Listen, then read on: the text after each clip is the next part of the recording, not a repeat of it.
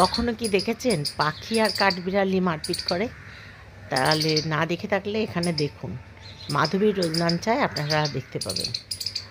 আর আজকে আমি এখন ভিডিওটা আপনাদের সাথে শেয়ার করলাম। আমি এখানে জানলা কাছে বসেছিলাম, বসে থাকতে থাকতে এই ওদের এই কাঠবিড়ালির গাছটা রোজই দেখি। ও এসে আম পাড়ে, আম খায়, আম খুঁটে খুঁটে খায়, আর তারপর পোকা খায়। তা দেখলাম আজকে মারপিট করছে, তাই আপনাদের সাথে সেটা শেয়ার করতে ইচ্ছা করলো, আমি শেয়ারও করে দিলাম। বুঝলেন কেমন পাখিটাকে তাড়িয়ে দিল। এরপরে পাখিটার সাথে কিন্তু আরও মারপিট করেছে। পাখিটা আবার উড়ে এসছে, উড়ে এসে অন্য জায়গায় বসেছে। ও সেই খুব ছোটাছুটি করছে, তা আমি অতটা দেখাতে পারলাম না আপনাদেরকে, কারণ এই মোবাইলে তো। মাধবীর রোজনামচায় আপনাদের সবাইকে স্বাগত।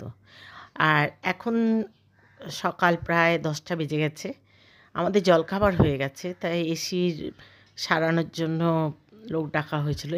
এসি সারানো না, পরিষ্কার করার জন্য।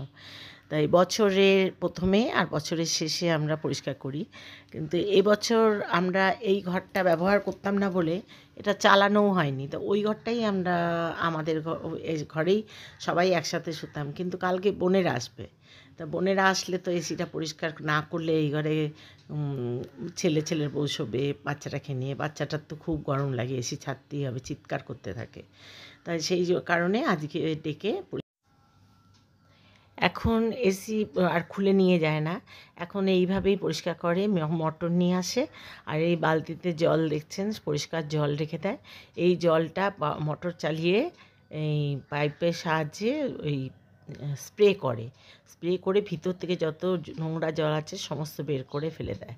এবার এই দেখুন গামলা, সবুজ গামলাটায় নোংরা জল এসে জমা হচ্ছে এই পাইপের সাহায্যে, আর কিছু জল বাইরে পড়ছে, মানে জানলার বাইরে দেখাচ্ছি, দেখুন জানলার বাইরে ওই জলটা, নোংরা জলটা পড়ে যাচ্ছে।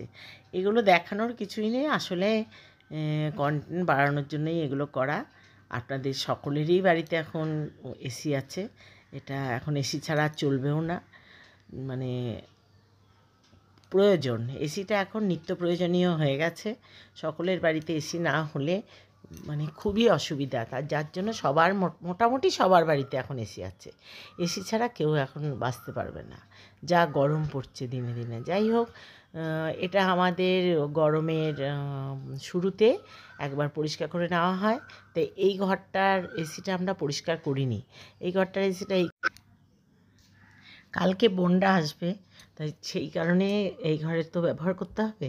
ওই একটা ঘরে তো সবাই শোয়া যাবে না, সেই কারণে এদেরকে ডেকে পরিষ্কার করে নিচ্ছি। তা বোনরা এসে কালকে, আজকে বিকালেই আসবে। কালকে বোনরা এসেছিলো পরশুদিন বিকালে, তারপর এসে ওরা 2 দিন কেটে গেল, আজকে যাবার সময় হয়ে গেল। আজকে আবার দুর্গাপুর চলে যাচ্ছে, ডাক্তার দেখাতে এসেছিলো। তা একদিন জোর করে আমরা আটকে রেখেছিলাম। তা সে বোনরা থাকাকালীন আমি কোনো ভিডিও করিনি, ওই কারণে আমরা প্রতিদিনের ভিডিওটা দেওয়া সম্ভব হয়নি। তা যাই হোক, বোন আর বোনের পর এখন প্রায় সকাল 6:30 বাজে, তা ওরা চলে যাচ্ছে। 3 দিন পর আমি আবার ফিরে এলাম ভিডিও করার জন্য। আর এখন সকাল 6:30 বাজে, বোন আর বোনের বর চলে যাচ্ছে। ওরা সকাল সকালেই যাচ্ছে, দেখে মনে হচ্ছে এখন 6:30 বাজে। কত রোদ দেখুন। তা টোটোটা দাঁড়িয়ে আছে ওখানে, ওই টোটোর কাছে আমি বললাম যে দাও ব্যাগটা, কিছুতেই ব্যাগটা দিল না। যাই হোক, আর ওরা চলে গেলে আবার যুদ্ধ শুরু হবে। সকালবেলা তো বুঝতেই পারছেন, সকালবেলার কত কাজ থাকে। আমার তো থাকে তরকারি ফরকারি কাটতে হবে, বৌমাকে জোগাড় করে দিতে হবে।